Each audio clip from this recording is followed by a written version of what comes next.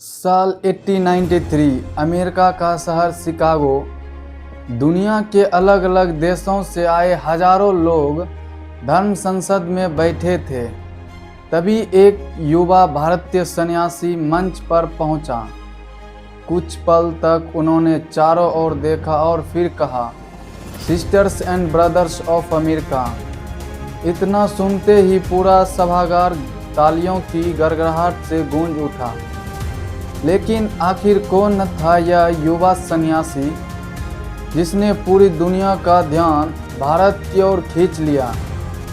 यह कहानी है स्वामी विवेकानंद की, एक ऐसा महापुरुष की जिसने भारत की आध्यात्मिक विरासत को पूरे विश्व तक पहुंचाया और करोड़ों युवा को अपने भीतर की शक्ति पहचानने की प्रेरणा दी। 12 जनवरी 1863 को कोलकाता में नरेंद्र नाथ दत्त का जन्म हुआ था। उसके पिता विश्वनाथ दत्त एक प्रसिद्ध वकील थे और माता भुवनेश्वरी देवी धार्मिक तथा संस्कारी महिला थी। बचपन से ही नरेंद्र बेहद तेज बुद्धि, निडर और जिज्ञासु थे।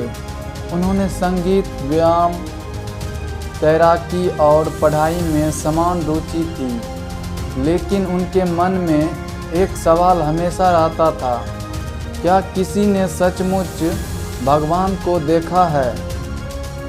यही प्रश्न उनके जीवन की दिशा बदलने वाला था। युवा अवस्था में नरेंद्र कई संतों और विद्वानों से मिले, लेकिन उन्हें अपने प्रश्न का संतोषजनक उत्तर नहीं मिला।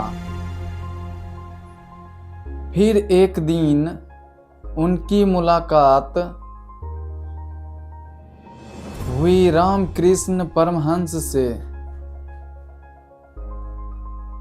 जब नरेंद्र ने वही प्रश्न पूछा तो रामकृष्ण ने शांत स्वर में कहा, मैंने भगवान को उतना ही स्पष्ट से देखा है जितनी स्पष्ट से मैं तुम्हें देख रहा हूँ। यह उत्तर नरेंद्र के जीवन का निर्णायक मोड़ बन गया।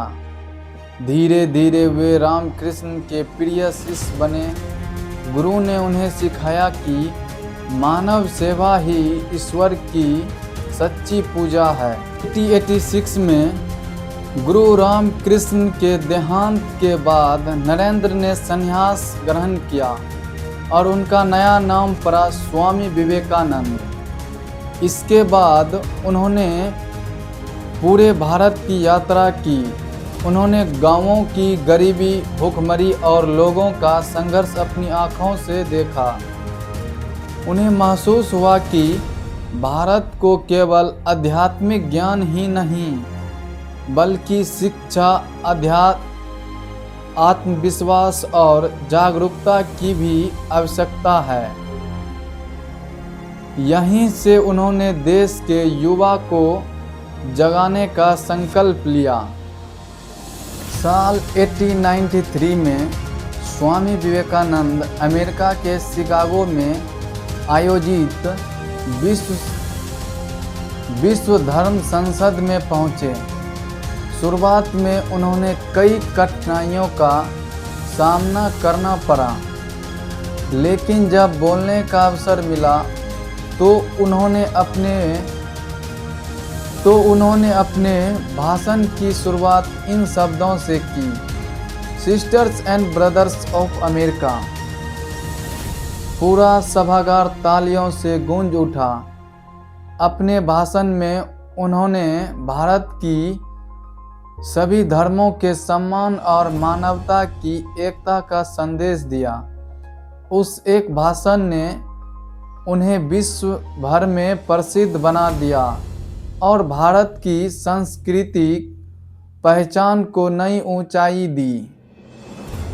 भारत लौटने के बाद स्वामी विवेकानंद ने रामकृष्ण मिशन की स्थापना की। उन्होंने शिक्षा, सेवा और राष्ट्र निर्माण को अपने जीवन का उद्देश्य बनाया। उनका प्रसिद्ध संदेश आज भी करोड़ों लोगों को प्रेरित करता है। उठो, जागो और तब तक मत रुको जब तक लक्ष्य प्राप्त न हो जाए। 4 जुलाई 1902 को केवल 39 वर्ष की आयु में उनका निधन हो गया।